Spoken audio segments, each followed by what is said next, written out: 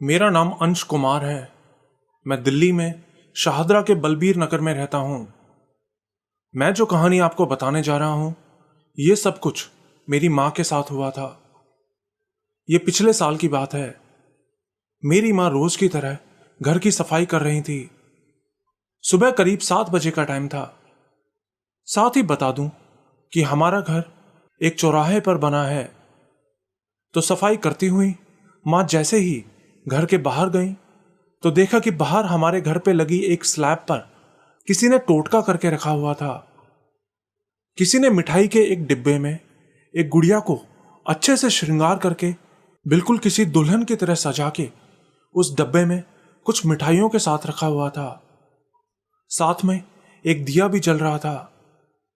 मेरी मम्मी इन सब चीजों पर विश्वास नहीं करती थी, तो मम्मी ने उस डिब्बे को पैर से लात मार के नीचे नाली में गिरा दिया। लेकिन ऐसा करते ही मम्मी की तबीयत अचानक से खराब हो गई।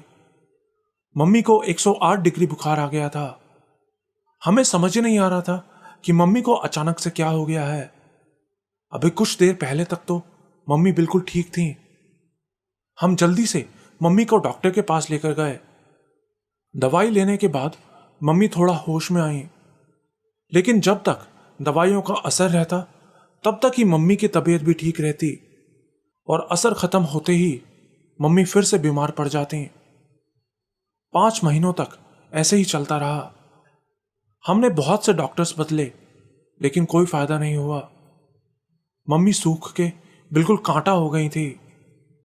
रात में हम मम्मी के पास ही सोते थे। सोते सोते मम्मी पता नहीं क्या बड़बड़ाती थीं। एक रात मम्मी को सपने में एक बहुत बड़ी परछाई दिखाई दी, जिसने बिल्कुल कटे फटे कपड़े पहने हुए थे। उसकी टांगे बहुत बड़ी थीं। उसने मम्मी से कहा कि तू बहुत जल्द मारी जाएगी।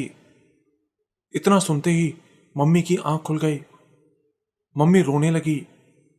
हम सब भी साथ में ही लेटे थे, और मम्मी की बात सुन के हम सब भी बहुत डर गए। आखिर में पापा ने मम्मी को एक तांत्रिक को दिखाने का फैसला किया। पूरी रात हम लोगों ने बिना सोए ही बिता दी।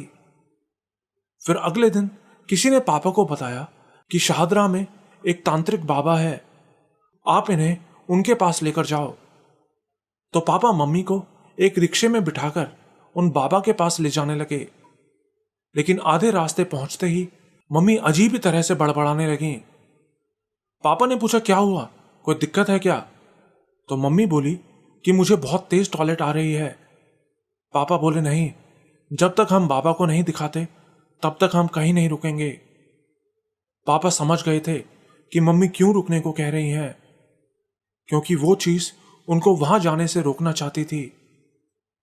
फिर वो लोग उन बाबा के पास पहुंचे तो बाबा ने देखते ही बता दिया कि इसका चौराहे पर पैर पड़ा है। तो मम्मी को उस दिन की सारी बात याद आ गई। मम्मी ने बाबा को उस टोटके को लात मारने वाली बात बताई। फिर उस बाबा ने लाल रंग की कोई गोल सी चीज मम्मी को हाथ में पकड़ने को दी और कहा कि अब चाहे कुछ भी हो जाए, ये हाथ से नहीं छूटना चाहिए। और फिर वो बाबा मंत्र पढ़ने लगे, और मंत्र पढ़ना शुरू करते ही मम्मी के पैर से, सिर से और कमर से ऑल पिन की तरह छोटी छोटी सुइयां निकलने लगीं। मम्मी दर्द से कराहने लगी। फिर बाबा ने हाथ से खींचकर वो सुइयां मम्मी के शरीर से बाहर निकाली। बाबा ने बताया कि ये टोटका खास आपके लिए ही किया गया था, और करवाने वाला भी खास आपकी ही रिश्तेदारी में आता है। फिर उन्होंने मम्मी को पहनने के लिए एक माला दी, और तब से लेकर अभी तक मम्मी बिल्कुल ठीक हैं।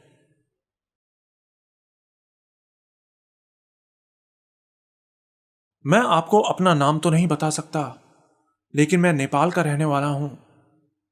मैं आपको जो बात बता रहा हूं, ये मेरे साथ तब हुआ था जब मैं इंद्रजाल का अध्ययन कर रहा था। उस इंद्रजाल की किताब में मैंने शमशान काली की साधना के बारे में पढ़ा, तो मैंने वो साधना करने का फैसला किया। मैं आपको बता दूं कि शमशान काली माता महाकालिका का ही तामसिक रूप है, जो कि शमशान में निवास करती है। तो मैंने उस साधना की तैयारी शुरू की और साधना के लिए जरूरी सारा सामान इकट्ठा किया, जैसे कि नरमुंड की माला, मिठाई, फूल, काले कपड़े, भैंसे की चमड़ी का आसन, बलि के लिए मुर्गा और चाकू।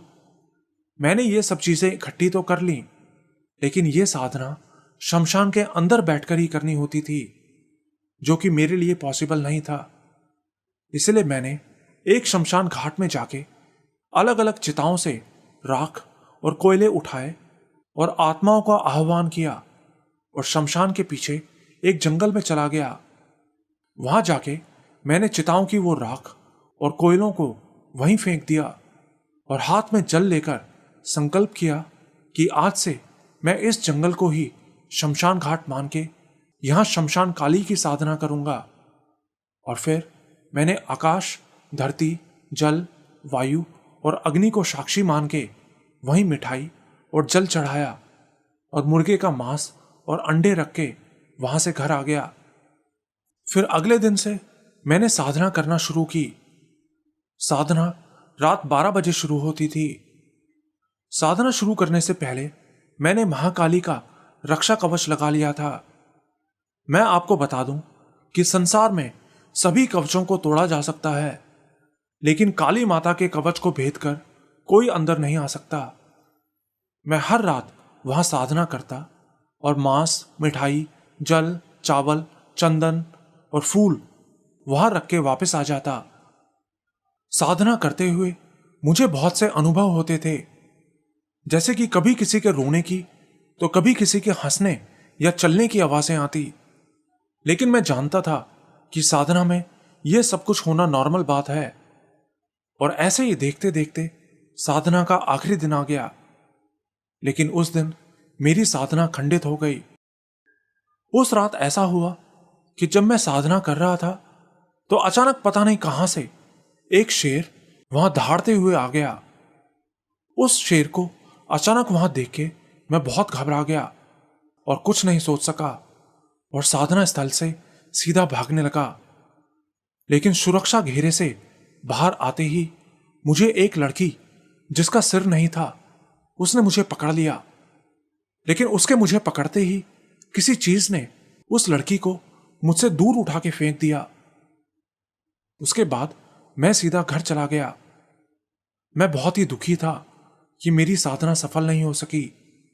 लेटे लेटे मेरी आंख कब लग गई पता ही नहीं चला।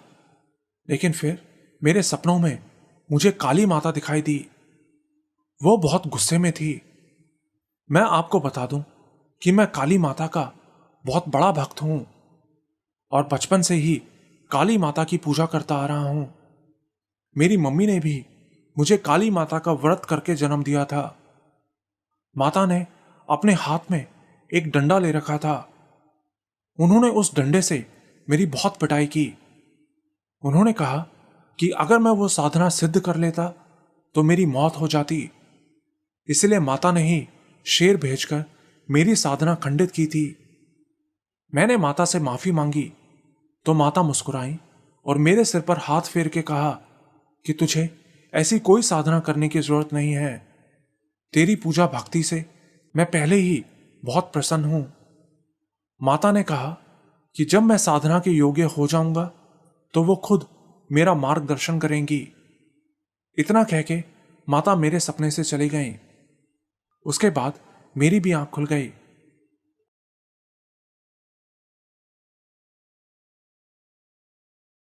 मेरा नाम विशाल वरुण दत्ता है। आज मैं आपको एक और बिल्कुल सच्ची और बहुत ही इमोशनल हॉरर स्टोरी बताने वाला हूं। यह शिलोंग की एक बहुत ही फेमस घटना है। जब हम छोटे छोटे थे तब यह कहानी मुझे मेरी दादी ने सुनाई थी। तो हुआ ऐसा था कि यहां शिलोंग में एक क्रिश्चियन लड़की और लड़का एक दूसरे से बहुत प्यार करते थे। कुछ ही टाइम बाद उनकी शादी भी होने वाली थी। लेकिन इसी दौरान उस लड़के की फौज में नौकरी लग गई। वो काफी समय से उस नौकरी के लिए तैयारी कर रहा था। तो फौज से बुलावा आने पर उसको अपनी गर्लफ्रेंड को छोड़ के ड्यूटी के लिए जाना पड़ा। वो दोनों कभी एक दूसरे से अलग नहीं रहते थे। लेकिन लड़के के चले जाने की वजह से अब उनका मिलना बंद हो गया था। धीरे धीरे समय बीतता गया। उन दिनों बात करने के लिए फोन वगैरह भी नहीं होते थे, इसलिए उनकी आपस में कोई बात नहीं होती थी। फिर आखिर में 1 साल बाद लड़के को घर जाने के लिए छुट्टी मिली, तो घर पहुंचते ही वो बिना रेस्ट किए सीधा अपनी गर्लफ्रेंड से मिलने उसके घर की तरफ जाने लगा।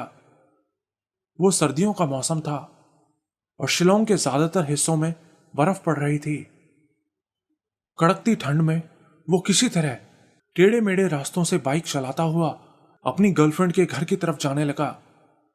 कोहरा भी बहुत था। तभी उसको रास्ते में एक लड़की जाती दिखाई दी। वो लड़की एक बहुत ही सुंदर ड्रेस पहने धीरे धीरे आगे जा रही थी। वो उस लड़की के पास पहुंचा तो देखा कि ये तो उसी की गर्लफ्रेंड है। दोनों एक दूसरे को देख के बहुत खुश हो गए। उसके बाद पूरा दिन उन दोनों ने एक ही साथ बिताया। फिर शाम को लड़के ने कहा कि चलो मैं तुमको तुम्हारे घर छोड़ देता हूं, लेकिन वो लड़की बोली नहीं, तुम परेशान मत हो, मैं खुद चली जाऊंगी। लड़का उसकी बात मान गया, लेकिन जाने से पहले उसने अपनी जैकेट उतार के उस लड़की को पहना दी, जिससे कि उसको ठंड ना लगे। उसने कहा था कि मैं कल तुम्हारे घर आके जैकेट वापस ले जाऊंगा, और उसके बाद दोनों अपने अपने घर चले गए। फिर अगले दिन दोपहर के टाइम वो लड़का अपनी गर्लफ्रेंड के घर चला गया। वहां पहाड़ियों पर ज्यादातर लोग ऊंचाई पर ही अपने घर बनाते हैं। तो उस लड़के ने सीढ़ियों से ऊपर जाके दरवाजे पे नॉक किया, तो उसकी गर्लफ्रेंड की मां बाहर निकल के आई। लड़के ने मुस्कुराते हुए उससे बोला कि वो अपनी गर्लफ्रेंड से मिलने आया है, लेकिन तभी उस लड़की की मां रोने लगी। उसने बताया कि उसकी तो कई महीने पहले ही मौत हो गई है। ये बात सुनते ही उस लड़के के तो पैरों तले जैसे जमीन ही खिसक गई। लड़के ने कहा कि नहीं, ऐसा कैसे हो सकता है, मैं तो कल ही उससे मिला था। तो लड़की की मां रोते हुए उसे उस कब्रिस्तान में लेकर गई जहां उस लड़की को दफनाया गया था। वहां उस लड़के ने देखा कि जो जैकेट कल उसने उस लड़की को दी थी वो वहां उसकी कब्र के ऊपर लगे क्रॉस पे टंगी हुई थी। कल जो लड़की उससे मिली थी वो असल में उसकी मरी हुई गर्लफ्रेंड की आत्मा थी, जो शायद आखिरी बार उस दिन उससे मिलने आई थी।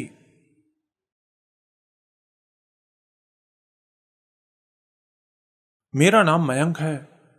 मैं अभी 13 साल का हूं। मैं जो कहानी आपको बताने जा रहा हूं ये आज से 40 साल पहले मेरे नाना जी के साथ हुआ था। तब मेरे नाना जी झारखंड के एक छोटे से गांव में रहा करते थे। उन दिनों उनके गांव में चारों तरफ पेड़ ही पेड़ और जंगल हुआ करते थे। पूरे गांव में बस थोड़े से ही घर बने थे। नाना जी एक कंपाउंडर का काम करते थे और काम के लिए सुबह सुबह ही घर से निकल जाते थे। फिर दोपहर 3 बजे के आसपास वो घर वापस आते थे खाना खाने के लिए, और फिर से हॉस्पिटल में काम पर चले जाते थे। रात में वापस आते आते नाना जी को कभी 10 तो कभी 11 भी बज जाते थे। लेकिन मेरे नाना जी बहुत बहादुर थे। वो भूत प्रेत जैसी चीजों से भी बिल्कुल नहीं डरते थे। रात के 12 बजे भी कोई नाना जी को शमशान घाट में जाने को बोल दे तो भी वो अकेले जाने से नहीं डरते थे। तो ऐसे ही एक दिन नाना जी सुबह सुबह हॉस्पिटल के लिए निकल गए। उस दिन वो दिन में भी घर खाना खाने के लिए नहीं आए थे। शायद हॉस्पिटल में ही उन्होंने खाना खा लिया था। इसमें कुछ भी नया नहीं था, ऐसा बहुत बार हो चुका था। फिर रात में वापस आते आते नाना जी को 1 बज गया था। नाना जी अपनी मॉपेड चलाते हुए जंगल के ऊबड़ खाबड़ रास्ते से आ रहे थे। आसपास से कुत्तों के भौंकने की आवाजें भी आ रही थी, लेकिन नाना जी उन आवाजों से बिना डरे अपने रास्ते पर आते रहे। कुछ दूर जाने के बाद नाना जी को लगा कि जैसे आगे रास्ते के बीच कोई खड़ा है, तो उन्होंने जल्दी से अपनी मोपेड रोक ली। लेकिन मोपेड रोकते ही वो साया वहां से गायब हो गया। नाना जी ने सोचा कि जरूर उनको धोखा हुआ होगा, और वो फिर से अपनी मोपेड चलाने लगे। लेकिन थोड़ी दूर जाते ही उनको फिर से कोई रास्ते के बीचों बीच खड़ा दिखाई दिया, लेकिन मोपेड रोकते ही वो वहां से गायब हो जाता। ऐसा उनके साथ कई बार हुआ। फिर नाना जी ने ध्यान से उस साये को देखा तो वो साया बिल्कुल सफेद था। नाना जी समझ गए कि ये मेरा वहम नहीं है, बल्कि यहां पक्का कोई ऊपरी चीज मौजूद है। नाना जी ने जल्दी से मोपेड स्टार्ट की और उसको भगाते हुए सीधा अपने घर पहुंच गए। तब तक रात के 2 बज चुके थे। लेकिन घर पहुंचते ही नाना जी की तबीयत खराब हो गई। अगले कई दिनों तक नाना बीमार रहे। नाना जी ने खाना भी बिल्कुल कम कर दिया था। वो पूरे दिन में सिर्फ 2-3 रोटियां ही खाया करते थे। एक दिन नाना जी ने अपनी झूठी रोटी एक कुत्ते को दे दी तो रोटी खाकर वो कुत्ता वहीं मर गया। मेरी नानी पूजा पाठ बहुत करती थी। ये देख के नानी जल्दी से पूजा के कमरे में गई और एक थाली में कुछ चीजें रख के लाई और नाना जी को हनुमान चालीसा पढ़ते हुए झाड़ा लगाने लगी। फिर जब हनुमान चालीसा खत्म होने वाली थी तो नाना जी रोने लगे, किसी लड़की की आवाज में। तो नानी बोली, अरे मर्द होके औरत की आवाज में रोता है। तो नाना जी औरत की आवाज में ही बोले, मैं मर्द नहीं औरत हूं। तो नानी ने गुस्से में पूछा, कौन काली शक्ति है तू, इनके ऊपर कैसे आ गई तू? तो उस औरत ने बताया कि ये एक रात 1 बजे मेरी जगह से गुजर रहा था, तभी मैंने इसे पकड़ लिया। मैं तब से ही इसका खून पी रही हूं।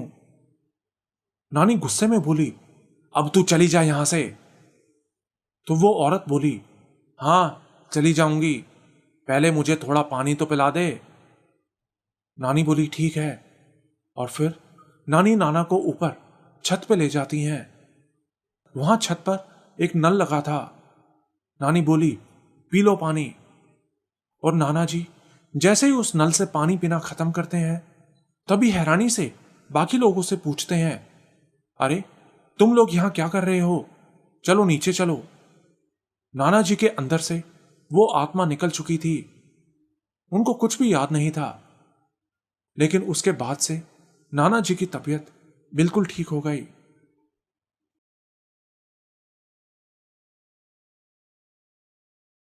मेरा नाम फैजल है। मैं कर्नाटका के मैसूर में रहता हूं। मैं आपको एक चुड़ैल के बारे में बताना चाहता हूं जो आज भी कर्नाटका के पेरीपटना इलाके में भटकती है। यह 10 साल पहले की बात है, जब मैं 16 साल का था और एक बार छुट्टियों में अपनी बुआ के यहां गया हुआ था। यह पहली बार था जब मैं अपनी बुआ के यहां गया था। उस दिन जैसे ही हमारी एम्बेसडर कार उस गांव के अंदर घुसी तो मुझे बहुत ही अजीब सा महसूस होने लगा था। उस गांव में एक बहुत बड़ा बरगद का पेड़ लगा था जिसने गांव के बहुत बड़े हिस्से को कवर किया हुआ था। उसकी जड़ें तक जमीन से बाहर निकल रही थी। दिन में मैं अपने कजन्स के साथ खूब खेला और फिर रात में जब हम सोने लगे तो मेरे कजन ने बताया कि रात में अगर बाहर से कोई आवाज आए तो बिल्कुल भी मत उठना और वॉशरूम के लिए तो बिल्कुल भी बाहर मत जाना, क्योंकि वॉशरूम घर के बाहर ही बना था। मुझे लगा वो लोग मुझे डरा रहे हैं, तो मैंने उनकी बात को मजाक समझ के टाल दिया और सोने चला गया। लेकिन फिर रात में सोते सोते अचानक मुझे टॉयलेट लगने लगी। मैं बाहर वॉशरूम जाना चाहता था, लेकिन अपने भाई की बात याद करके मुझे बाहर जाने में डर लग रहा था। तो मैं फिर से चुपचाप आंख बंद करके लेट गया। लेकिन फिर कुछ ही देर बाद मुझे बाहर से पायल की तेज आवाज आने लगी, जैसे कि कोई पायल या घुंघरू पहन के नाच रहा हो। और वो आवाज सीधा हमारे घर के ऊपर से ही आ रही थी। मुझे बहुत डर लगने लगा। तब तक मुझे टॉयलेट भी बहुत तेज आने लगी थी। किसी को जाके जगाने की हिम्मत भी नहीं हो रही थी, इसीलिए मैं अकेला ही कमरे से बाहर निकल गया। बाहर बिल्कुल अंधेरा था। पूरे गांव में सन्नाटा छाया हुआ था और बहुत ठंडी हवा चल रही थी। जबकि वो मार्च का महीना था, वो भी कर्नाटका का। मैं जल्दी से टॉयलेट में घुस गया और टॉयलेट करके मैं जैसे ही बाहर निकला, तभी मेरी नजर ऊपर छत पर एक सफेद साए पर पड़ी। वो ठीक मेरी बुआ के घर के ऊपर खड़ी थी और वहां खड़ी वो घुंघरू पहन के नाच रही थी। वो देख के मैं डर के मारे फिर से वॉशरूम में घुस गया और दरवाजा बंद कर लिया। लेकिन वो दरवाजा मेटल का बना था, जो कि बहुत आवाज करता था। दरवाजे की आवाज होते ही वो औरत मेरी तरफ देखने लगी। मैंने अंदर दरवाजे में से ही एक छेद में से देखा कि वो कम से कम 10 फीट लंबी थी और उसके चारों तरफ एक सफेद उजाला था। और फिर वो मेरी तरफ आने लगी। लेकिन तभी उस बरगद के पेड़ से एक बहुत तेज चीख निकली और एक बहुत बड़ा काला साया निकल के बाहर आ गया, जैसे कि वो मुझे ही बचाने आया हो। मैं उस औरत को तो अच्छे से देख पा रहा था, लेकिन उस साये का कोई आकार नहीं था, बस उसके पैरों को छोड़ के। उसके पैर में एक कड़ा था। और तभी वहां पास की मस्जिद से एक मौलवी भागते हुए आए और मुझे अपने साथ मस्जिद के अंदर ले गए। उसके बाद मैं पूरी रात नहीं सोया। वो अजीब सी आवाजें सुबह 5 बजे फजर की नमाज होने तक आती रहीं। फिर सुबह घर के सब लोग मुझे ढूंढते हुए मस्जिद में पहुंच गए, लेकिन तब तक मेरे को उस हजरत ने सब कुछ बता दिया था। उन्होंने बताया कि वो एक श्रापित चुड़ैल है जो छोटे बच्चों का शिकार करती है और उनकी बलि लेती है। और वो काला साया जो तुमने देखा था, वो असल में इस गांव के पास बनी एक मजार के वली की तरफ से आया था तुमको बचाने के लिए। उस चुड़ैल को कभी ये श्राप दिया गया था कि वो कभी मां नहीं बन सकती, इसलिए उस गांव में भी किसी को कोई बच्चा पैदा नहीं होता।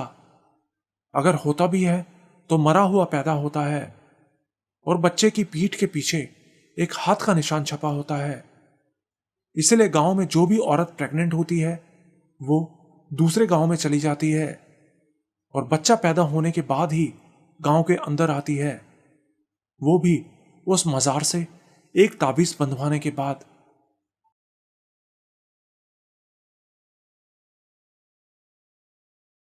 मेरा नाम सुषमा है। मैं जो कहानी आपको बताने जा रही हूं, ये आज से 40 साल पहले मेरी मां के साथ हुआ था। उस समय हम लोग छत्तीसगढ़ के खैरागढ़ में रहा करते थे। उस समय हमारे घर में नल नहीं था, इसलिए घर के सभी लोग नहाने के लिए पास की नदी में जाया करते थे। तो एक दिन ऐसे ही मेरी माँ, दीदी और मेरी भाभी सुबह सुबह नहाने के लिए नदी में चले गए। ये लोग हमेशा दिन निकलने से पहले ही नहाने चले जाते थे, लेकिन वो रात बहुत उजली होने की वजह से उनको समय का पता नहीं चल सका। नदी किनारे पहुंच के वो तीनों नहा ही रही थी कि तभी मेरी मां ने देखा कि नदी के दूसरी तरफ एक आग के गोले जैसा कुछ दिखाई पड़ रहा था और वो उनकी तरफ तेजी से बढ़ता आ रहा था। उसे देखकर मां बहुत घबरा गई। आग का वो गोला जैसे जैसे उनकी ओर आता जा रहा था, वैसे वैसे वो बहुत बड़ा होता जा रहा था, लेकिन नदी के बीच पहुंचते ही वो अचानक से गायब हो जाता। ऐसा कई बार हुआ। मां ने जल्दी से मेरी दीदी और भाभी को नहाकर वहां से वापस चलने को कहा और फिर वो तीनों जल्दी जल्दी घर वापस आने लगे। लौटते समय रास्ते में ही हमारे दूध वाले का घर पड़ता था। मां ने सोचा कि क्यों ना जाते जाते दूध लेकर चलते हैं, तो उन्होंने दूध वाले के घर का दरवाजा खटखटाया। तो दूध वाले ने अंदर से ही पूछा, कौन है? तो मां ने अपना नाम बताते हुए कहा, भैया सुबह हो गई है, दूध दे दो। तो दूध वाले ने हैरानी से जवाब दिया, अरे अम्मा, आप इतनी रात यहां क्या कर रही हो? अभी तो रात के 2 बजे हैं। यह सुनकर मां और ज्यादा घबरा गई और दोनों को लेकर जल्दी से घर आ गई और दरवाजा बंद कर लिया। फिर सुबह जब दूध वाला आया तो उसने बताया कि अभी कुछ दिन पहले एक औरत की लाश वह नदी के पास जलाई गई थी। और तब से और भी बहुत से लोगों ने इस तरह के आग के गोले को देखने की बात बताई है, पर किसी को भी यह समझ नहीं आया कि आखिर उस आग के गोले का संबंध उस लाश से था या वो कुछ और था, और वो नदी के बीच में अपने आप गायब कैसे हो जाता था, ये किसी को नहीं पता था।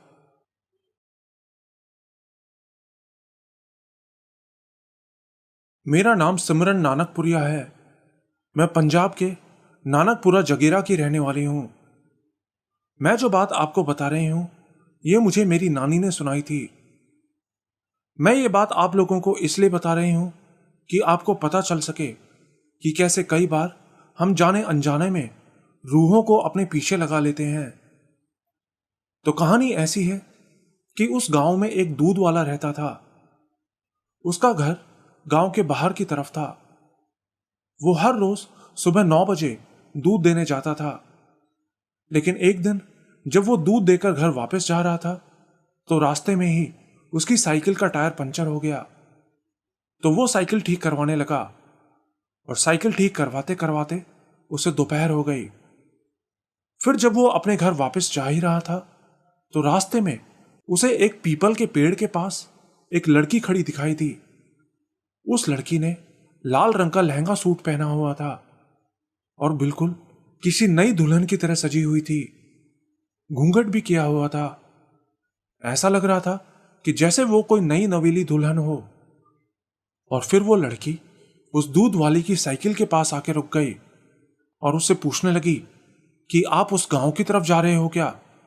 मुझे भी उसी ओर जाना है। क्या मुझे भी आप अपने साथ ले जाओगे? दूध वाले ने हैरानी से पूछा कि आप हो कौन? तो उस लड़की ने कहा कि मुझे एक बार अपने साथ ले चलो, अपने आप पता चल जाएगा। उसकी बात सुन के दूध वाले को शक हुआ कि जरूर कुछ गड़बड़ है। तो वो मनी मन हनुमान चालीसा पढ़ने लगा। तो वो लड़की एकदम से पीछे हट गई। और तब दूध वाले ने उस लड़की को ध्यान से देखा, तो लहंगे में उसके हल्के हल्के पैर नजर आ रहे थे। दूध वाले ने देखा कि उसके पैर उल्टे थे। वो देखते ही वो समझ गया कि ये पक्का कोई चुड़ैल है।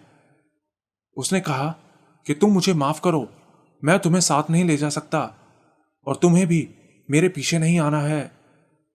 इतना कह के वो जल्दी से वहां से चला गया। थोड़ी दूर जाकर उसने पीछे मुड़ के देखा तो पीछे कोई नहीं था। लेकिन तभी उसको कानों में आवाज सुनाई दी, आज तू बच गया। अगर तू मुझे अपनी साइकिल पर बिठा लेता तो मैं तुझे अपने साथ ही ले जाती। वो लड़की पक्का कोई चुड़ैल थी, लेकिन उस आदमी की किस्मत अच्छी थी जो वो बच गया।